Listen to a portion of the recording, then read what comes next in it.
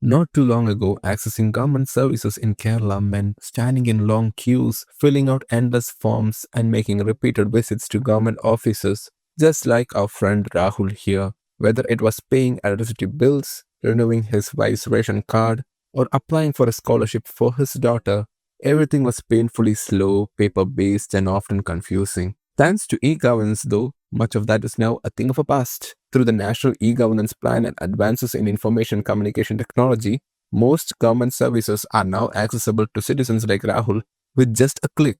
But how exactly is e-governance implemented to empower citizens? The e-governance infrastructure rests on three major components: the SDC, State Data Center, KS1, Kerala Statewide Area Network, and the CSCs, Common Service Centers. At the core of the e-governance system lies the State Data Center. Think of it as the digital brain of the system. It is a secure, centralized facility where all the state government data, applications, and services are hosted, providing the backbone for efficient electronic delivery of government to citizen, and government to business services.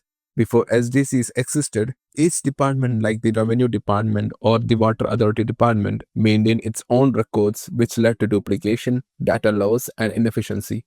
With the SDC, Rahul can now use a single digital identity, the Aadhaar number, and log into various departmental portals to access services easily. He can submit his income tax details and pay his electricity and water bills online, all within the same e-governance network. The State Data Center ensures centralized and secure data storage, information delivery and online services, smooth departmental communication, and efficient management.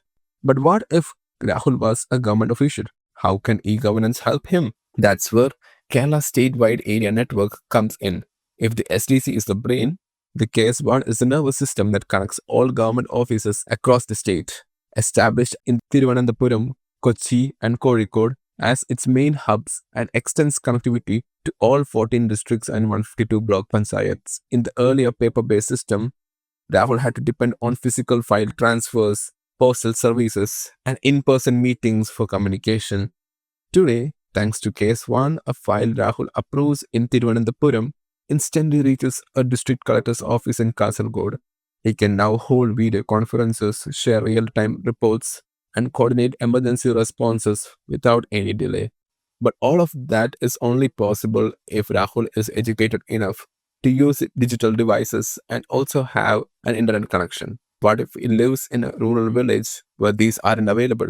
This is where the final link in the e-governance chain comes in: the common service centers. The CSCs provide web-enabled e-governance services in rural areas, making digital services available even to those without personal internet connections. In Kerala, these are better known as Akshaya centers, offering a range of e-governance services such as e-grants, a scholarship application service for students, e-district services providing income, birth, and residence certificates, other enrollment and updates, utility payments such as electricity, water, and telephone bills, insurance, banking, and ticketing services. Villagers no longer have to travel long distances or struggle with complicated paperwork. Everything can now done quickly and conveniently at a nearby Akshaya center, often within minutes. So let's zoom back and see what we have learned today.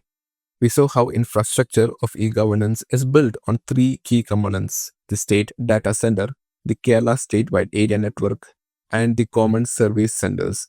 The SDC act as the digital brain, storing and managing all government data and online services.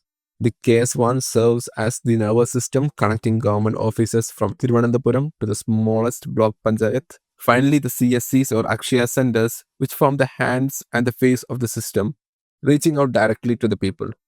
Together, these turn long queues and paper files into quick clicks and digital connections, transforming not just the government, but the everyday lives of people like Rahul.